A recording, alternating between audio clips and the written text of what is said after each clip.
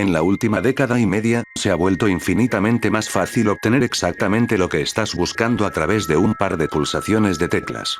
Internet ha hecho que sea demasiado simple usar una computadora para cambiar la realidad.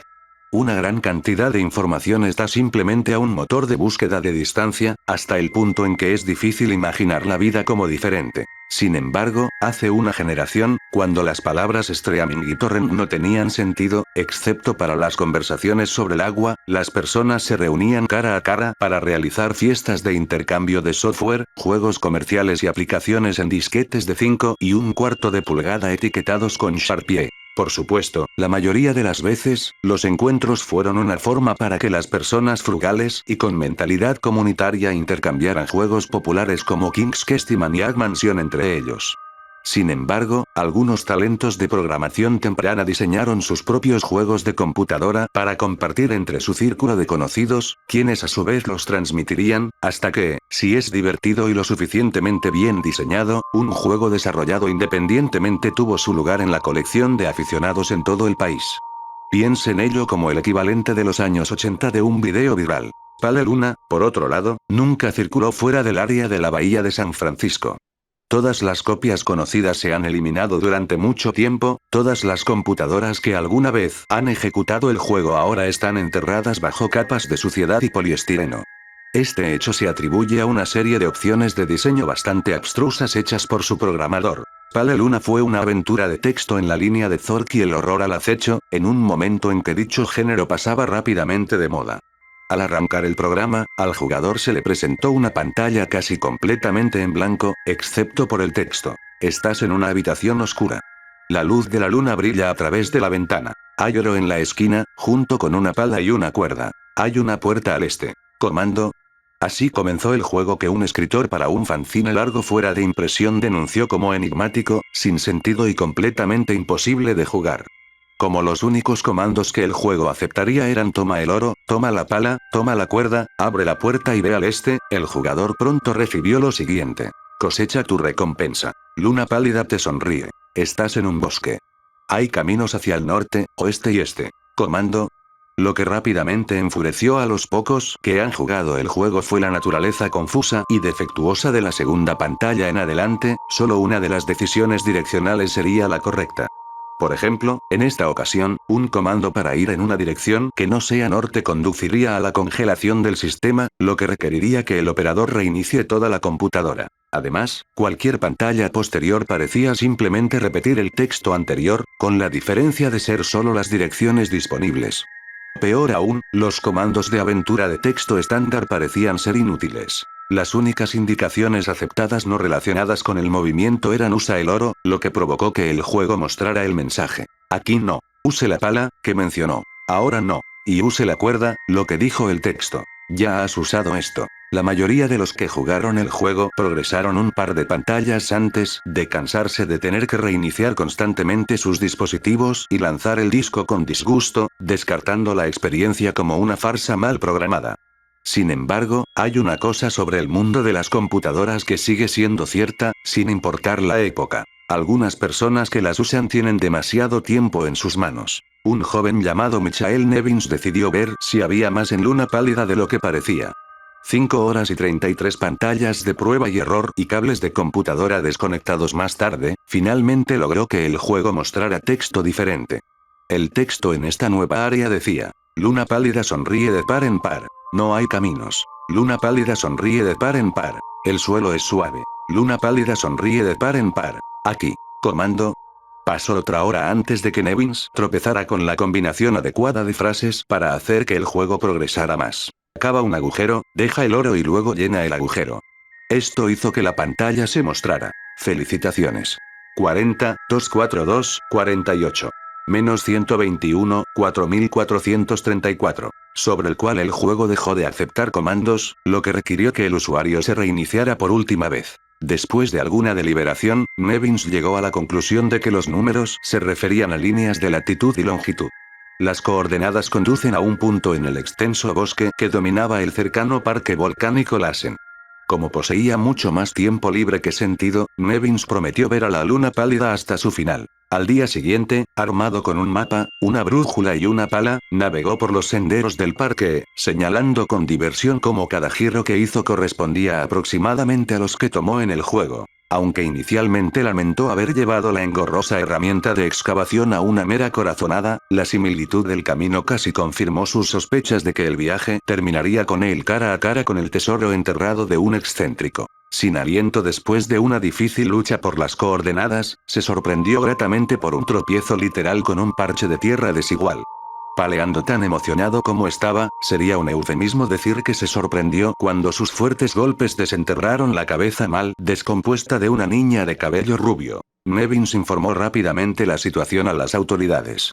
La niña fue identificada como Karen Paulsen, de 11 años, reportada como desaparecida en el Departamento de Policía de San Diego un año y medio antes. Se hicieron esfuerzos para localizar al programador de Luna Pálida, pero el área gris legal casi anónima en la que operaba la comunidad de intercambio de software ineludiblemente condujo a muchos callejones sin salida. Se sabe que los coleccionistas ofrecen más de 6 figuras para una copia auténtica del juego. El resto del cuerpo de Karen nunca fue encontrado.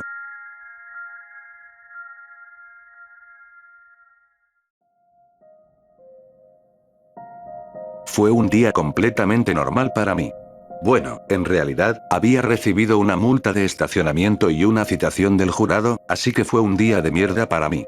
Sin embargo, ninguno de esos parecería tener ninguna consecuencia cuando llegué a casa al final para encontrar mi computadora infectada. Pero tal vez voy un poco demasiado rápido. Déjame dar un paso atrás, y comenzaremos desde que regresé del trabajo ese día. Como siempre, lo primero que hice fue revisar el correo. Siéntase libre de imaginar mi agravación en la citación aquí no ayudó, tampoco, que todo lo demás era correo basura y facturas. Lo que sea. Solo una de las muchas alegrías de la vida. Prefiriendo relajarme un poco antes de tratar con ellos, fui directamente a mi computadora para hacer, bueno, nada en absoluto. Solo un poco de navegación, revisa mi correo electrónico, etc. No hacer nada puede ser bueno para el alma. Sin embargo, noté que mi computadora funcionaba mucho más lento de lo habitual. Ciertamente más lento de lo que era ayer. Mi primera reacción fue mirar mi barra de tareas para ver si tal vez mi antivirus se estaba actualizando, o tal vez Windows estaba descargando nuevas funciones o algo así. Ya sabes, los culpables habituales. Pero por desgracia no hay tanta suerte. Traté de aguantar las velocidades lentas por un tiempo, solo quería tener una cabeza nivelada antes de tener que lidiar con la solución de problemas esta cosa, pero otra molestia en este día que parecía tan madura para ellos. Sin embargo, finalmente, mi paciencia alcanzó su límite. Mis intentos de relajarme en la terminal habiéndose estrellado y quemado, fui a abordar este problema ahora, decidido a encontrar una manera de relajarse si me mataba. Al abrir My Computer, se levantó una bandera roja. Mi disco duro no tenía espacio libre en absoluto. Para poner las cosas en perspectiva, tengo un disco duro interno de 1 TB, con casi nada. Obtuve esta computadora de una amiga mía, mucho más tecnológica que yo, y aunque no sé tanto sobre computadoras como ella, sé que 1 terabit es mucho espacio, y que toda mi computadora no usó ni el 10% de ayer. Claramente, algo estaba pasando, y sospechaba algún tipo de virus o malware. He escuchado que hay algunos que crearán datos de basura en su sistema, inundándolos con archivos sin sentido solo para llenarlo y hacer que funcione lentamente. Siempre me había preguntado qué beneficio posible podría haber en esto, pero mi amigo me dijo que hay algunos estafadores que lo infectarán con uno de estos virus, luego tratarán de cobrarle una tarifa para limpiar y acelerar su PC. Afortunadamente, todavía no había recibido ningún contacto de este tipo. Aún así, mis sospechas parecían basadas. Me di por vencido y realicé un escaneo con mi programa antivirus, un escaneo completo. Claro, uno podría pensar que un escaneo rápido sería más rápido, pero si no aparecía nada y luego me vi obligado a hacer un escaneo completo terminaría tomando más tiempo que si fuera con el escaneo completo desde el principio. Una especie de lógica indirecta, pero solo quería resolver esto para poder finalmente relajarme en mi computadora. Fui a ver televisión por un tiempo. Nada bueno en realmente, solo quería ir a navegar. Un par de horas más tarde, escuché el pequeño escaneo completo timbre de mis oradores, y fui a examinar los resultados. Sin virus. Sin malware. Estaba desconcertado. Sin embargo, había una cosa de nota en la pantalla. File S, no se podía escanear debido a los valores de datos dañados. La ventana tenía 3 opciones: lista, informe y dismiss. Hice clic en lista para ver los detalles del archivo, y mostró un archivo compuesto por un montón de caracteres de caja cuadrada. Anima era el nombre del archivo. Este no era un archivo que puse allí, y estoy seguro de que no estaba allí antes. Nunca había instalado ningún tipo de extensiones de idioma en mi computadora, así que el nombre del archivo fue escrito en caracteres de algún otro idioma, tal vez japonés, o árabe o algo así. Tampoco había oído hablar del tipo de archivo Anima, pero eso podía esperar. La ubicación del archivo se enumeró en alguna subcarpeta aislada de System32. Ahí es donde a los virus les gusta esconderse, ¿verdad? Me dirigí a la carpeta y examiné el archivo. Como se esperaba, se leía como un tipo de archivo desconocido. Mi computadora no sabía qué programa lo abriría, no es que tuviera planes de hacerlo todavía. Además, lo que más me sorprendió fue el tamaño del archivo, o más bien, la falta de uno. No había un tamaño de archivo listado, es decir, era solo un desorden de texto confuso, si pudieras llamarlo así. Parecía una especie de falla, pero tal vez eran un tipo extraño de personajes especiales. Había visto a la gente hacer arte de firma usando lo que antes parecían desórdenes de texto confusos. Una de las primeras cosas que aprendí sobre las computadoras fue que una computadora hace lo que le dices, no lo que quieres que, es decir, todo sucede por una razón. Alguien tuvo que programar este comportamiento, hacerlo mostrar así. No sabía cuál era el archivo, pero sabía que no lo necesitaba enviando spam a mi sistema, ya que estaba seguro de que lo estaba haciendo. Así que, por supuesto, después de haber encontrado el pequeño bugger, inmediatamente lo eliminé. Todos los problemas desaparecieron, pude navegar en paz una vez más, la multa de tráfico fue anulada y logré salir de mi deber de jurado. Eso es lo que me gustaría decir. En cambio, apareció un pequeño mensaje de Windows, diciéndome que el archivo no se podía eliminar, se negó el acceso. No había duda en este punto, definitivamente algún tipo de virus. Lo intenté y lo intenté, pero nada de lo que hice fue capaz de deshacerme del bugger. Después de 4 intentos, apareció una segunda ventana sobre el mensaje habitual: no se puede eliminar. Este fue formateado como un mensaje de Windows, excepto que no había título en la barra superior de la ventana y solo había una palabra de texto: Stop. Esto fue acompañado por 2 opciones: sí o no. Consideré mis opciones, pero sabiendo que esto era un virus, y que no iba a permitirme eliminarlo voluntariamente, elegí sí. Afortunadamente, la ventana terminó como debería haberlo hecho y volví a la ventana del explorador. Decidí investigar un poco, como probablemente debería haber hecho antes de jugar con el archivo, en retrospectiva.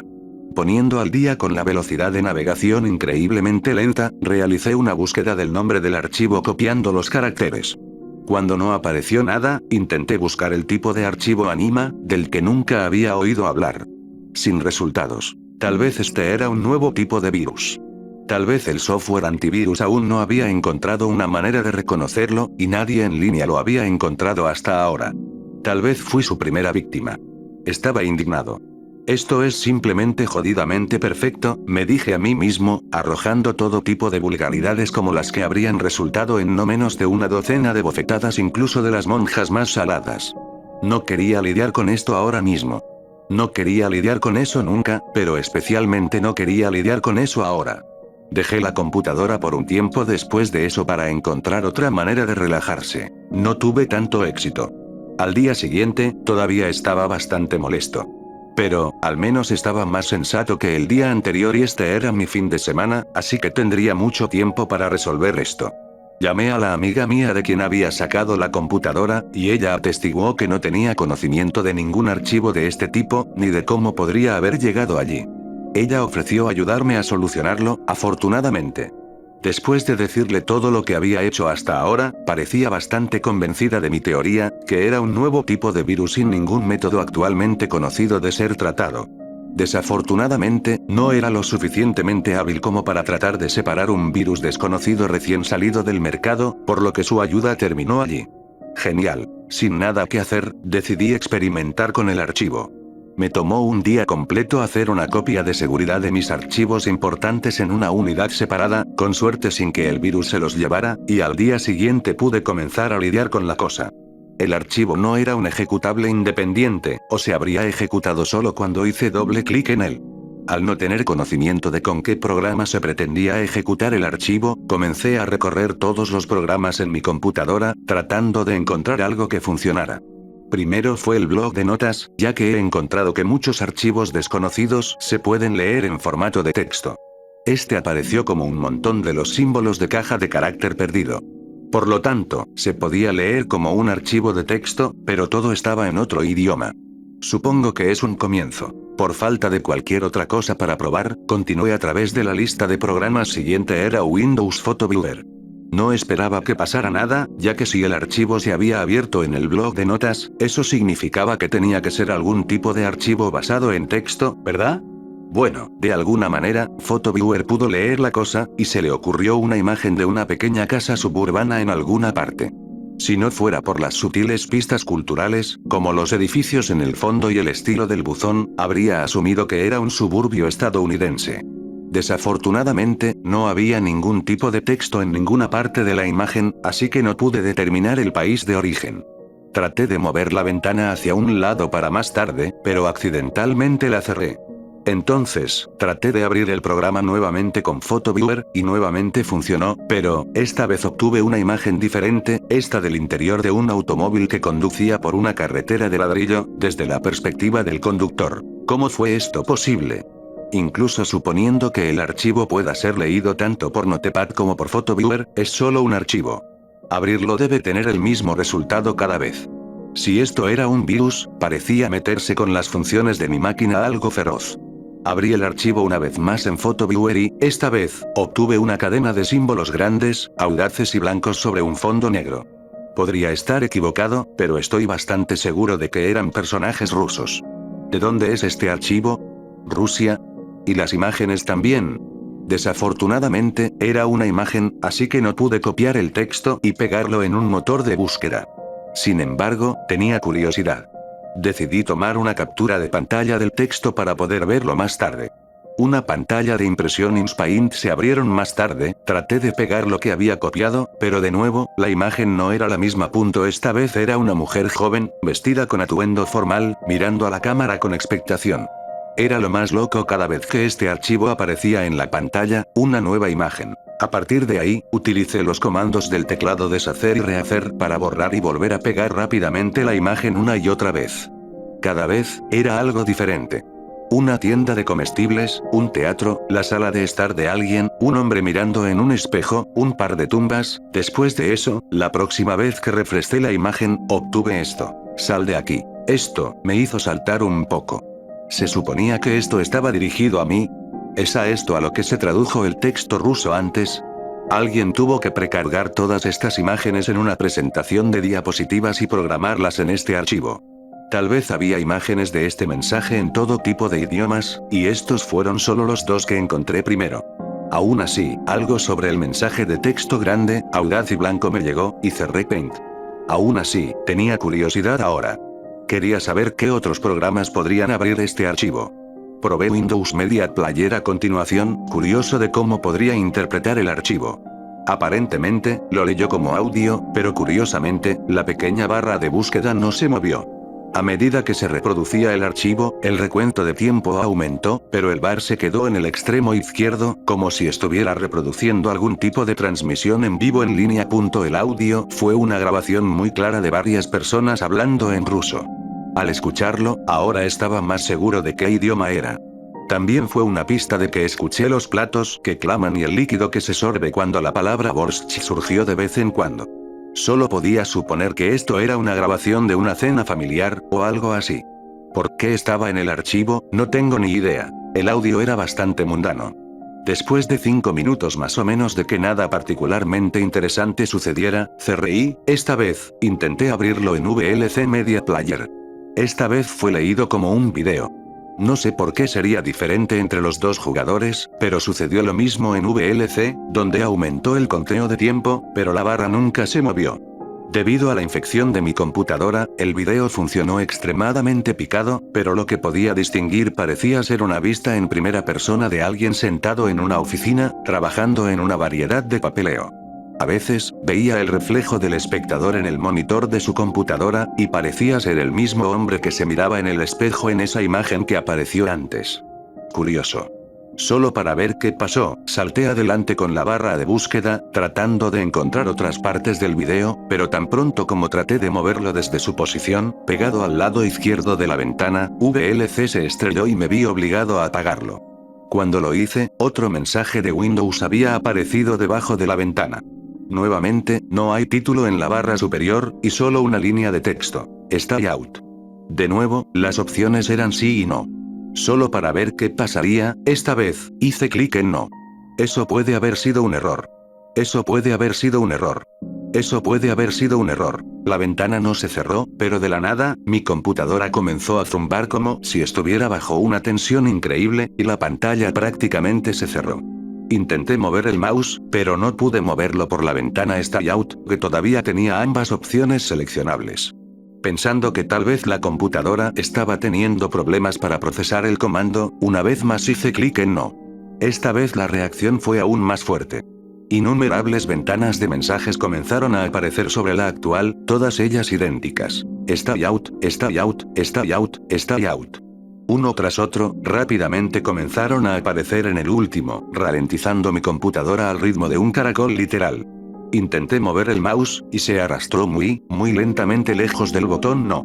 Con la esperanza de terminar esta calamidad en este punto, lo conseguí para serpentear hacia el comando sí y, finalmente, hice clic en él. Así, las ventanas dejaron de aparecer, el disco duro dejó de zumbar, y todo parecía volver a la normalidad. Oh. Al menos, volvió a ser como era antes de hacer clic en no. El archivo todavía estaba allí, y todavía tenía que ser atendido. Intenté una vez más eliminar el archivo. Esta vez, apareció un mensaje que decía no, con la única opción en la que se puede hacer clic que es OK. Extraño, este mensaje era diferente del que recibí la última vez que intenté eliminarlo. Tratar de X fuera de la ventana del mensaje no hizo nada, así que golpeé a regañadientes OK y se cerró. Intenté copiar el archivo en una unidad, sacándolo de mi computadora, pero luego recibí un mensaje de error de Windows que me decía que el archivo no se podía mover porque otro programa accedía a él. El mismo mensaje surgió cuando intenté moverlo al escritorio para facilitar el acceso. Tenía curiosidad por ver si esto era cierto o no. Y, en realidad, no había echado un vistazo a mis procesos para ver si tal vez había algo allí que estaba haciendo que mi sistema se arrastrara tanto. Abrí el administrador de tareas y cambié a la pestaña Procesos y, efectivamente, en la parte superior de la lista estaba uno llamado Anima. Estaba ocupando casi el 100% de la potencia de procesamiento de mi computadora. Eso significaba que este archivo no solo ocupaba todo mi disco duro, sino también la mayor parte de mi RAM. ¿Qué tan grande era esta cosa? Sin pensarlo más, elegí terminar el proceso. Esto dio como resultado otro mensaje de Windows. Sin título, leyó por favor no. Estos mensajes sin título no fueron escritos por ningún ganador del premio Pulitzer, eso es seguro. Las opciones en las que se puede hacer clic fueron no y no. Una vez más, incapaz de salir X, hice clic en uno de los dos no S, y la ventana se cerró. Debajo de él, estaba el típico mensaje de Windows, preguntándome si estaba seguro de que quería forzar el proceso. Me alegro de que el virus no interfiriera con esta función, hice clic en finalizar proceso y mi disco duro giró por un momento. Entonces, así como así, el proceso desapareció. Mi uso de la APU volvió a sus niveles normales, y finalmente pude usar la máquina libremente de nuevo. Sin embargo, el archivo todavía estaba allí, en la carpeta. Podría haberlo eliminado entonces y allí, pero quería comprobarlo una vez más, para asegurarme de que nadie más hubiera encontrado este pequeño bugger todavía. Entonces, ahora que estaba corriendo a una velocidad casi total, hice otra búsqueda de tipo de archivo.anima. Todavía no hay resultados. En una corazonada final, basada en el nombre del proceso que vi correr, intenté hacer una búsqueda de solo anima. Todo esto regresó fue que anima era una palabra latina que funcionalmente se traduce en inglés como alma. Cuando leí eso, todo me golpeó como una tonelada de ladrillos. Ese archivo, no podría haber sido, ¿verdad? ¿Era ese archivo anima, un alma humana? Tenía que ser una especie de broma, interpretada por alguien que intentaba horrorizar a la gente por una risa barata. Todo esto tenía que ser programado, una gran ilusión, jugando con la funcionalidad de mi sistema y creando todos estos mensajes emergentes, imágenes y archivos, solo para engañarme pensando que esto realmente podría ser una persona, en formato digital. Por supuesto, la idea misma es absurda. incluso si hubiera algo así como una computadora embrujada, o algún experimento militar para extraer un alma humana en un formato digital. No hay razón, de ninguna manera terminaría en mi computadora. ¿Cómo pudo haber ocurrido eso? De acuerdo, no tengo una mejor explicación de cómo tal virus podría haber encontrado su camino en mi sistema. El lado lógico de mí sabe mejor que creer en algunos juegos de bromistas, pero, aún así, la posibilidad, por pequeña que sea, todavía me persigue. ¿Qué pasaría si realmente hubiera sido una persona allí? ¿Su vida, sus recuerdos, sus pensamientos y sentimientos? Si es así, ¿qué acababa de hacer terminando el proceso y terminándolo de mi sistema? Esto no era algo en lo que quisiera pensar. Decidí simplemente eliminar el archivo, así que nunca tendría que pensarlo de nuevo. Pero antes de hacer eso, tenía que saberlo. Curiosity me superó, e intenté ejecutar el archivo nuevamente, en todos los programas que había probado anteriormente. El blog de notas ahora lo lee como un documento vacío. No importa qué otro programa usé, se lee solo como una pantalla negra vacía, con una débil estática para el audio. No quedaba nada. Nada.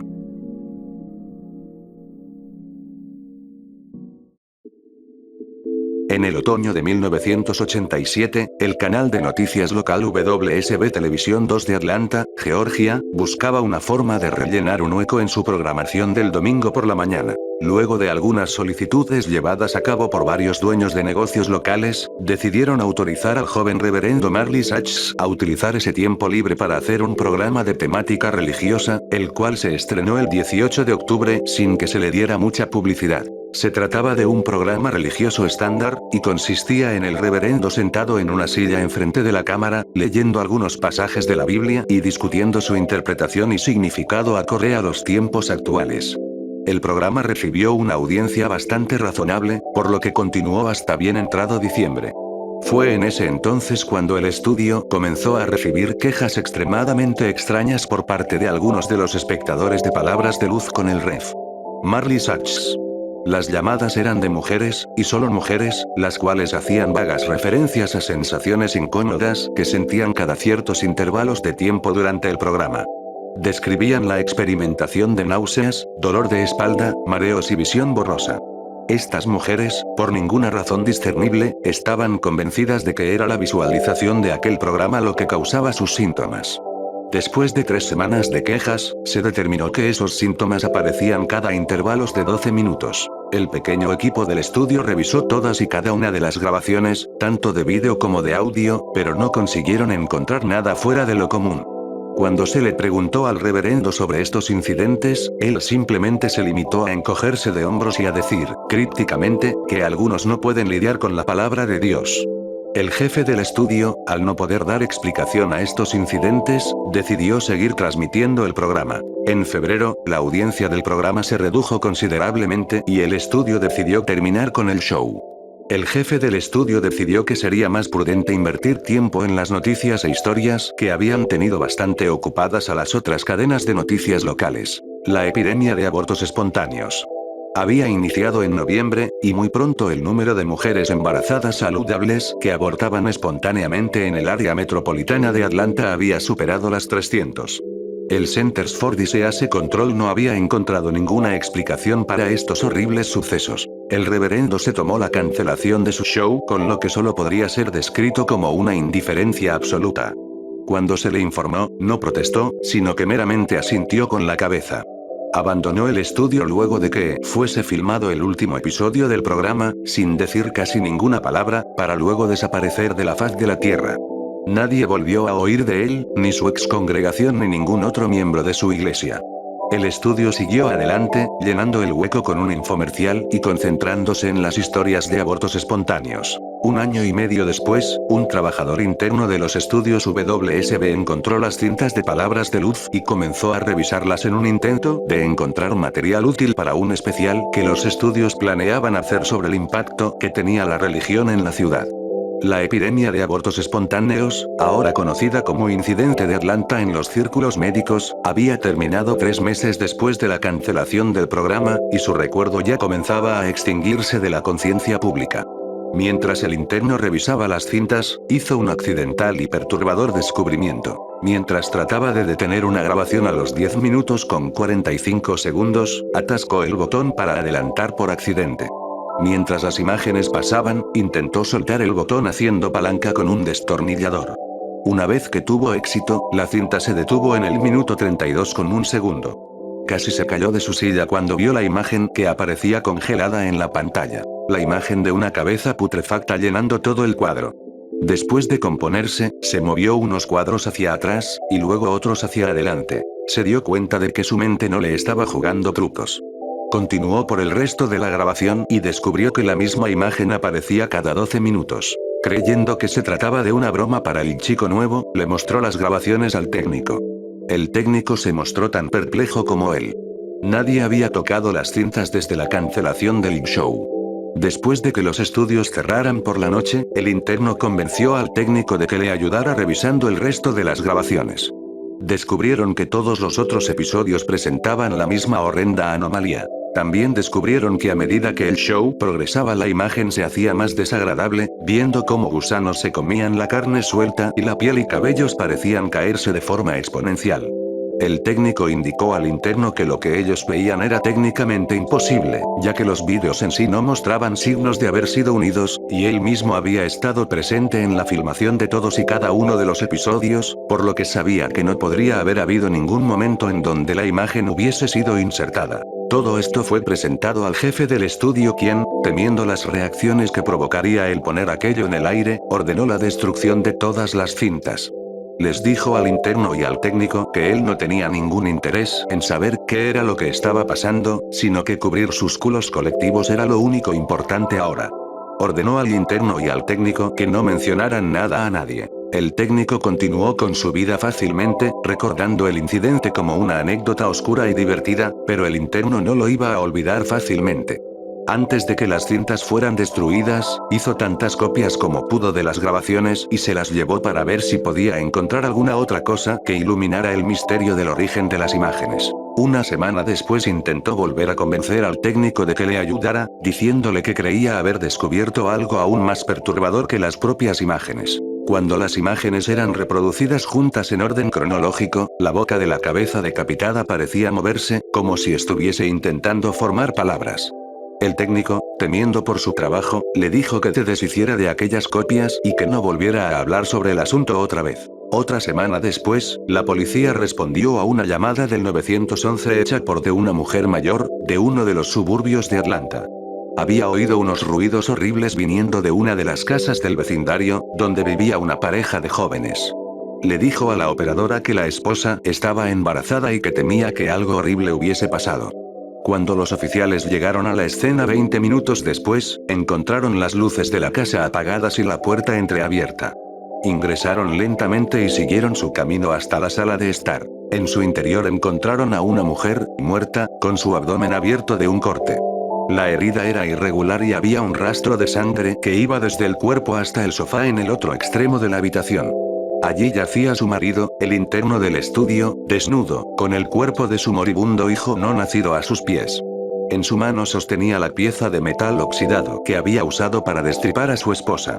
La televisión estaba encendida, reproduciendo 18 segundos de la silenciosa imagen de una cabeza en descomposición modulando palabras ininteligibles. La historia que los policías cuentan hasta hoy en día dice que, mientras era llevado fuera de su casa, el interno continuó diciendo una y otra vez, entre respiros: la luz de Dios los llama,